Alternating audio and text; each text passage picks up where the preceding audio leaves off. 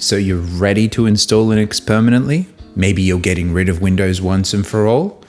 Or you want to try and have the best of both worlds, but you're not sure where to start? Well, you're in the right place, because in this video, we're going to discuss 4 ways that you can install Linux permanently, and we're going to go through the pros and cons of each method as well.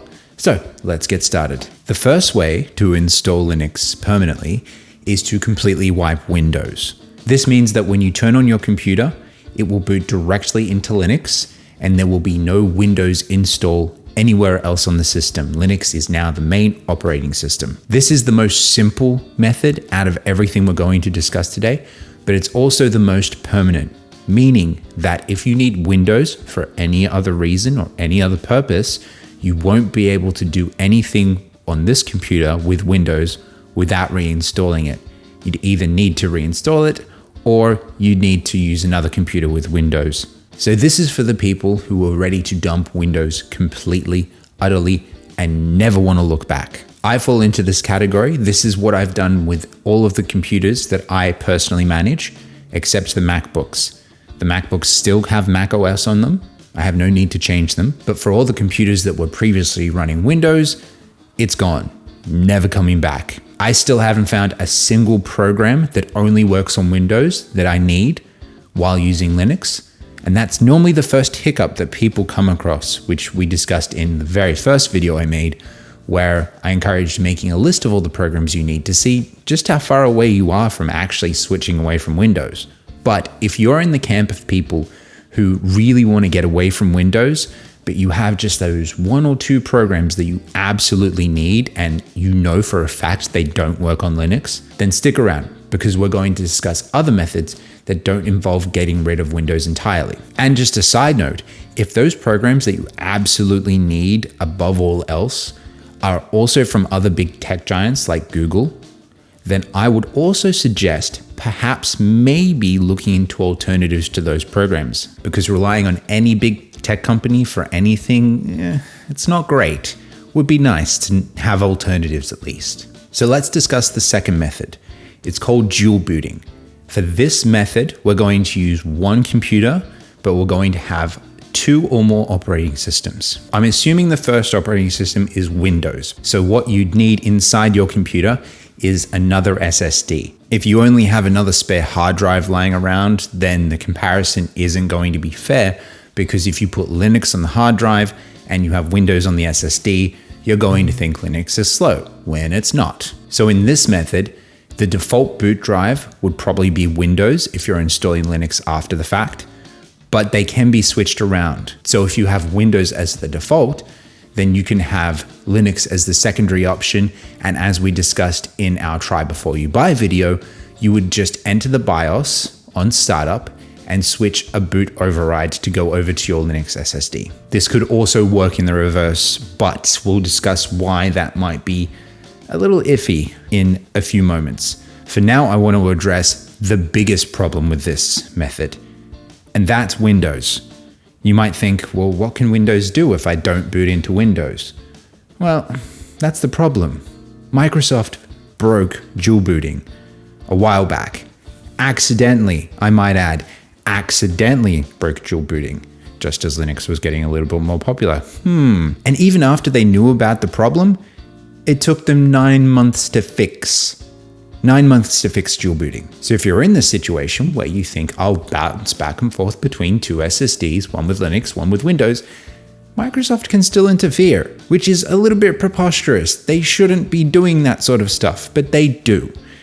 So it might work now, but after publishing this video, I can't guarantee they're not going to break it again. Accidentally.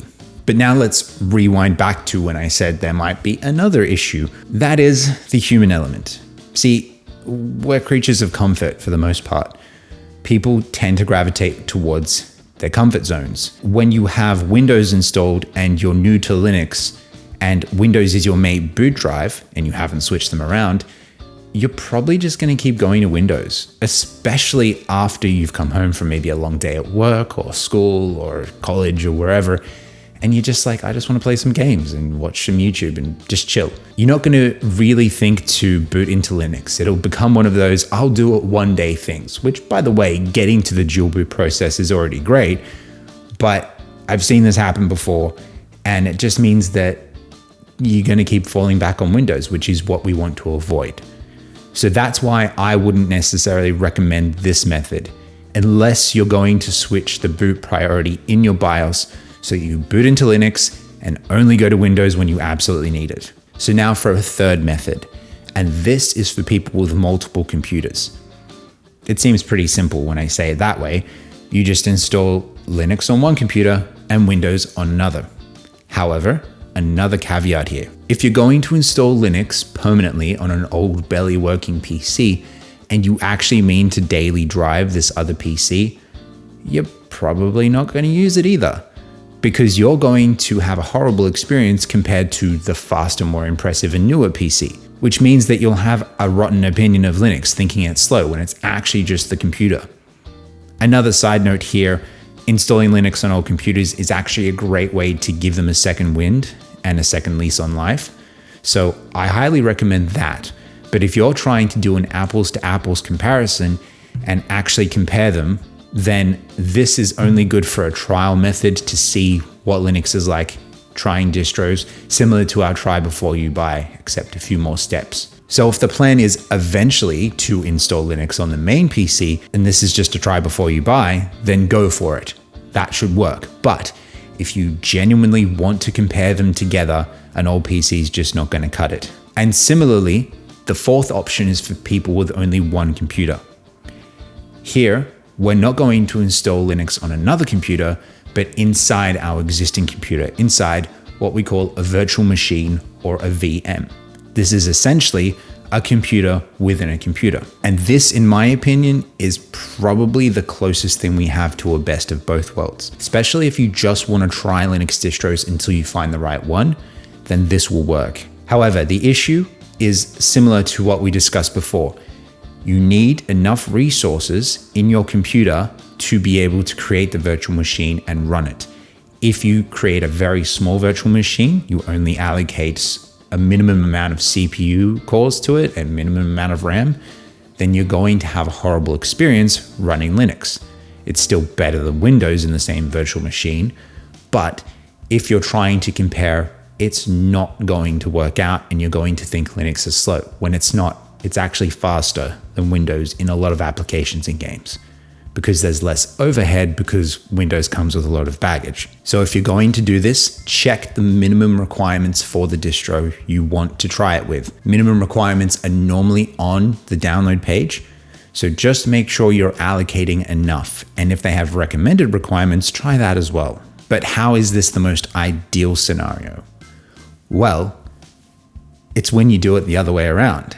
We talked about containerization in my first video, Beginner's Guide to Linux, where the programs that you can install in Linux are essentially installed in containers. So Flatpaks, app images, and snaps are meant to have walls around them so that they can't go poking in places they shouldn't be on your operating system. In the same way, a virtual machine does this with an entire operating system. So we don't really need to lock down Linux. Linux is already the better alternative to Windows when it comes to being spied on and ads being baked into the operating system and all that sort of stuff. But imagine we could lock down Windows, and that's exactly what we can do with a virtual machine. So if we have Windows installed in a virtual machine and it can't touch anything on the Linux side unless you have a share folder, then that's the best place for Windows if you absolutely need it. This is almost ideal, but not 100% ideal.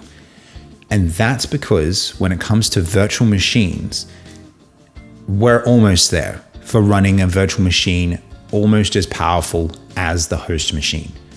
If the application you have on Windows only needs CPU cores, it just needs CPU power, it's not graphically intensive, so it's not a game, it's not some sort of software that requires video rendering or 3D animation, then CPU tasks should work very well in virtual machines. But when you need graphics intensive tasks, such as playing games, that's not going to be as smooth. Currently, to get GPU pass-through happening, it's a lot of work, and there are communities out there trying to figure it out, but it's not there yet.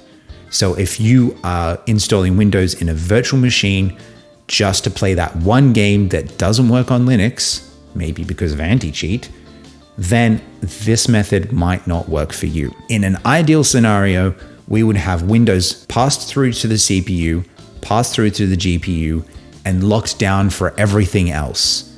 Even having a virtual network on your home network so that Windows can't snoop on everything else you're doing at home.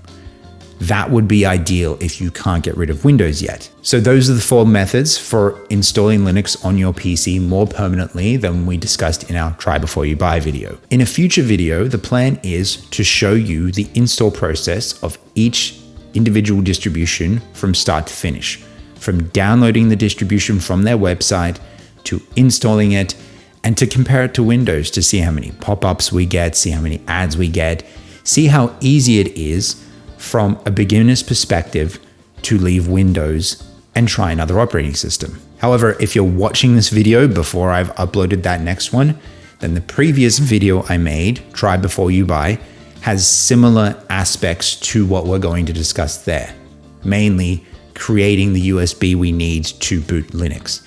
So if I haven't uploaded the next one yet, go and watch that video, and hopefully I'll have that next video up before you know it. So stick around and I'll see you then.